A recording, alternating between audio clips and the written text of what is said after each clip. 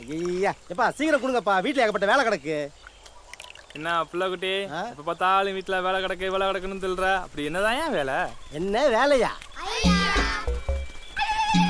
அங்கடா திங்க குட்டிகளா, எங்கடா இன்னும் 2 குறையுது? அம்மாக்கு வாந்தி வாந்தியா வருதா, இன்னும் கூட்டு வர சொல்லுங்க. கேட்டேல்ல, என் சிங்க குட்டி சொன்னதை கேட்டேல்ல, இதுக்கு மேலே நான் உனக்கு விளக்கணுமா? என்னையா எனக்கு விளையாடுறதுக்கு தங்கச்சி பாப்பா நான் சொல்லி போட்டேன். இந்த தடவை இல்லைனா என்னடா ஐயா, அடுத்த தடவை தானே, வாங்க போலாம்.